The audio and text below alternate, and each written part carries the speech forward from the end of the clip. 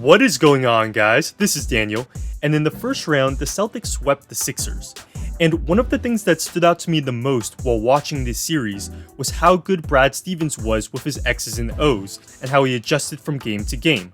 And this is nothing new. Stevens has had a reputation as a terrific X's and O's coach for years, but I thought I'd highlight some of the sharper things he does on the sideline and how he manipulates the game from the bench.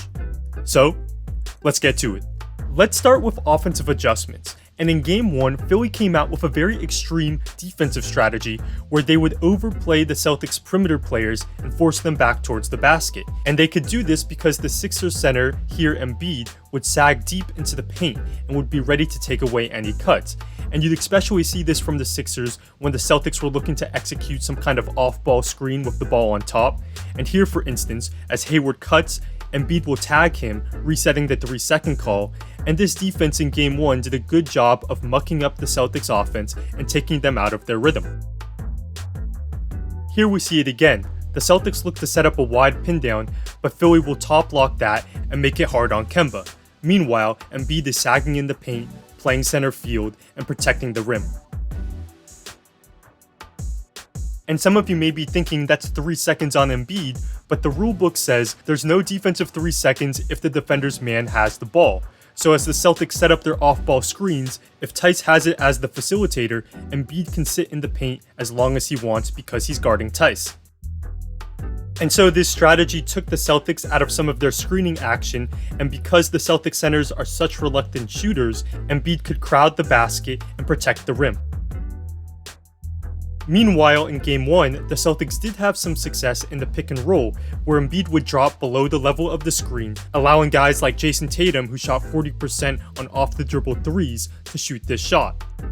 And this pick and roll coverage was questionable from Philly because the Celtics are very well equipped to attack the drop coverage. They have Tatum, and also Kemba Walker shot 37% on off-the-dribble threes, and he can also be effective in the mid-range.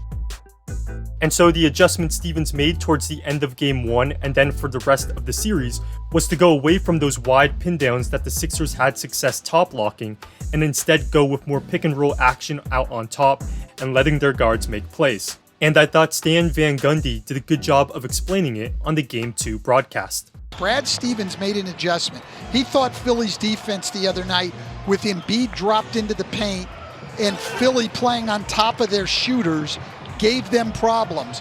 He said tonight we've got to run our offense above the free throw line. So now when Embiid and Horford are back in the paint, our guys are coming off and getting chances to attack and getting chances to shoot the ball. We see it being very effective here in the third quarter. And this is from Game 1, and I think it's a good example of what Stan is talking about. They were running a lot of their sets below the free throw line with these wide pins that the Sixers could top lock, and it just wasn't very effective for Boston. So while this may seem like a simple adjustment, Stevens changed some of his core offense, even after a win, to adjust to what the Sixers were doing. And in Game 2 it paid off. They blew out the Sixers and had a very successful offense. And the Celtics also had some specific set plays that effectively countered the Sixers' scheme.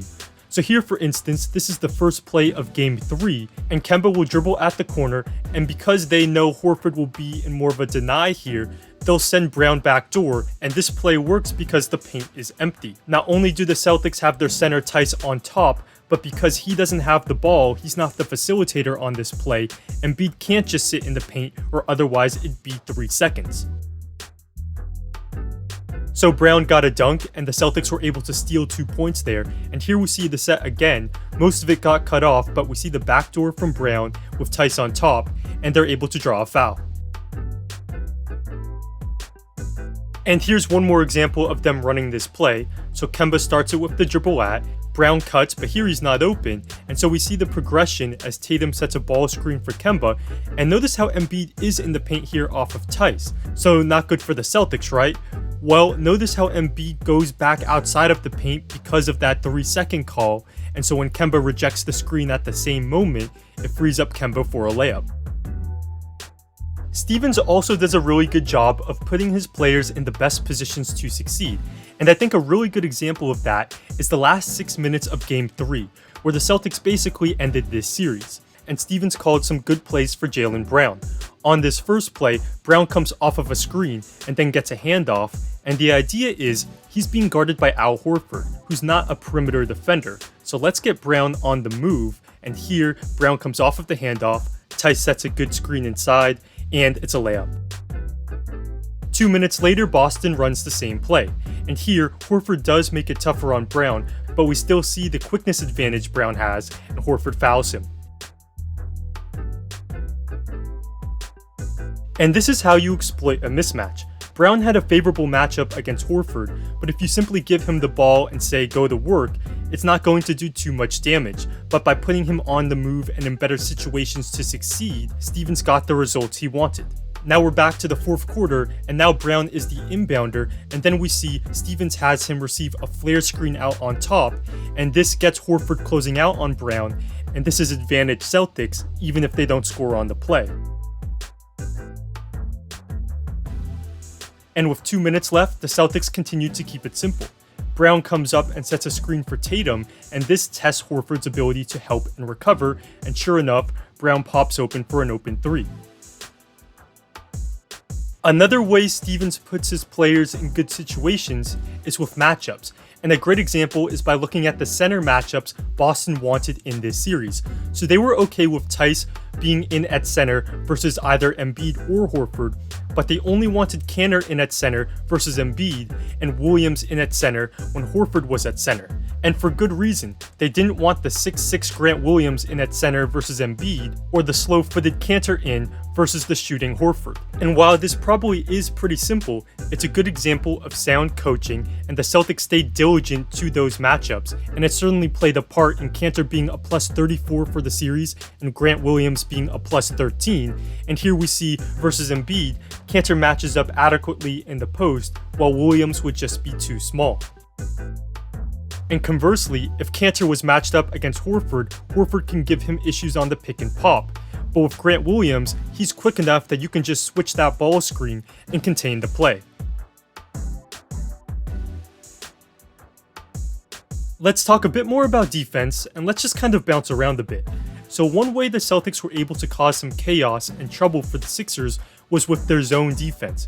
There you see Theis holding two fists in the air, and they go to a 2-1-2, and they'd go to this zone at various points in the series just to give the Sixers a different look.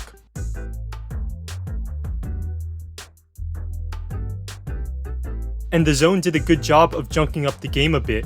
They allowed only 8 points on 13 zone possessions over 4 games, so they weren't running the zone all the time, but when they did, they generally caused confusion for the Sixers. And part of the reason the Celtics went to a zone is because the Sixers want to get it to Embiid, but that's tougher against the zone defense, and here we see they have a little bit of trouble getting it inside, and even when they do, Embiid doesn't have a ton of options and takes a fadeaway. Moving on, and this play is a good example of the role scouting can have. So what's unusual about this play is Daniel Theis is guarding Alec Burks, which is not the normal matchup, and we see Jaylen Brown is on Horford. So when I saw this, it definitely was a bit odd, but you can see the reasoning. Brown being on Horford allows you to switch any ball screen involving Horford, and on this play Horford looks like he might set a ball screen, but Burks just settles for a bad shot. But now, let's start the play from the beginning because it'll tell us what actually happened. So we see Brett Brown calls out a play, and so either Stevens or someone on the Celtics staff saw the play, and I'm pretty sure what happened during this time period was to defend the play better, Theis was put on Burks and Brown was put on Horford. And we see right away a Sixers assistant coach sees what happened and points out to Brown that, hey, Theis is on Burks. And we see Brown tell Burks to come get the ball, which is why Burks just gets the ball instead of them running a set play. The problem for the Sixers is there's no cohesion and they can't take advantage of Theis being on Burks. Every possession matters, and the Celtics were able to win that possession due to scouting. And we see on the very next play, the Celtics go back to their normal matchups with Theis on Horford. Well, there you have it, guys. This video only covered part of the reason why Brad Stevens is a terrific coach, and he'll be facing off against Nick Nurse in the next round.